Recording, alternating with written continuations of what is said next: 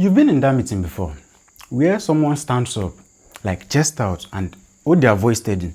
Then they start talking about a topic as if they wrote a textbook about it. And then everyone in the meeting starts nodding, and maybe someone is probably even typing or taking notes. And then the next day you discover that this person has never actually done this thing that they were just explaining so confidently. Meanwhile, there was someone else in that same meeting, someone who has done the same thing 3 times, someone who knows the pitfalls. But because they spoke slowly, because they said, I think, or because they said, I'm not sure, but then everyone moves on as if they have nothing to offer. You've seen this, and maybe you've even done this yourself. Like, trust the loud ones and ignore the quiet ones. But what if I told you that confidence and competence are not the same thing? And one of them is quite easier to fake, much more than the other. Well, this is Under the Surface, where we talk about the choices, the pressures, and the behaviors shaping everyday life. I'm Olamide, and today I want to break down how to tell confidence and competence apart, because we tend to mix them up a lot and it costs us. You see, we've all watched someone speak with total certainty about something they clearly don't understand well, and they get believed because of how sure they sounded. Meanwhile, there's someone else who understands the subject, but because they spoke carefully and they admit their uncertainty, they get seen as the less capable one, even though they are the only ones that have actually done the work. You see, this happens in offices, in family arguments, and even in something as small as a group chat debate. The surest, loudest voice tends to win the room, whether or not it's actually the most accurate one. And the way I see it, we've quietly trained ourselves to trust tone over substance. And this is a mistake we've made severally, when hiring, in advice, in relationships, and even in leadership. And you see, there are a few specific reasons that separate confidence and competence.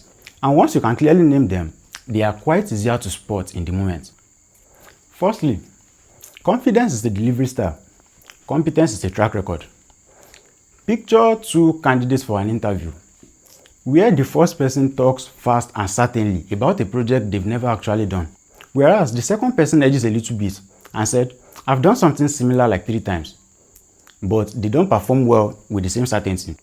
You see, most interviewers, if they are being honest, they'll remember the first person as impressive, even though only one of them has actually demonstrated whether they can actually do the work. Secondly, confidence is easier to fake for a short window. Picture someone bluffing through their way in a dinner conversation about investing. Then they sound strong and knowledgeable for 10 minutes straight. But then again, when you ask them about the same thing the next day in clear details, then you watch how quickly it all falls apart.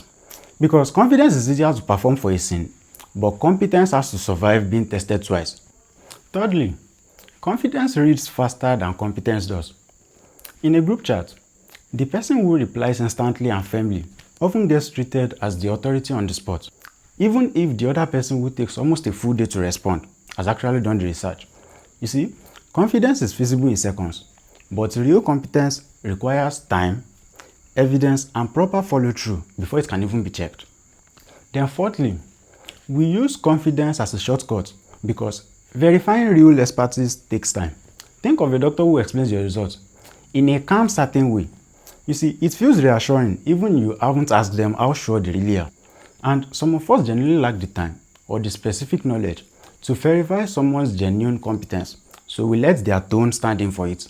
There's also the fact that confidence but wrong often comes with no backup. Someone who has never seriously seen himself being wrong often hasn't really prepared for it. No backup plan, no contingency.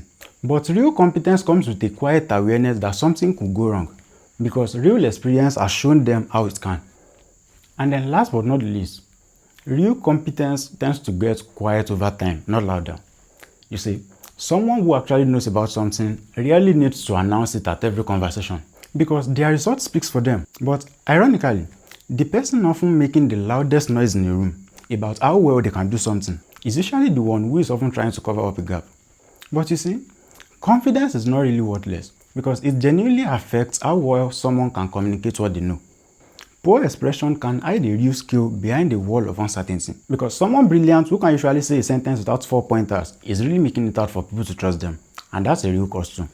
But the real issue isn't in the confidence itself, it's in using it as a verification for shortcuts instead of as one input alongside an actual evidence. And here is the thing, Think about your phone's GPS. It speaks to you with total confidence. Notice when it's directing you and it be like, turn right in 200 meters. Not maybe turn right, not I'm not sure, but with total certainty, right up until the moment it leads you into a one-way street or even worse. And you see, the GPS confidence is not really a proof that it actually knows the road. It's just how it was programmed. And people are like that sometimes. Certainty in the voice is not the same as accuracy in the direction. You see, confidence tells you how sure someone sounds, but only result tells you if they are pointing you the right way. So, before you hand someone your trust, your money or your time based on how sure they sounded, make sure to ask for one thing that tone can fake. A track record, a reference, or a result that you can actually check. Take a moment to that before you move on. And think of one place in your own life where you've been allowing confidence to stand in for proof. Well, the lesson isn't that you should distrust every confident person you meet. It's that certainty in the voice is not the same as proof in their hands. Have you ever mistaken someone's confidence for their competence and paid for it? Well, if you have, you don't have to beat yourself for it. Next time, before you hand someone your trust based on how sure they sounded, ask for a small piece of proof. Not to sound rude, but to check the direction before you turn. Once again, I'm Olamide and this is Under the Surface. Thank you for watching.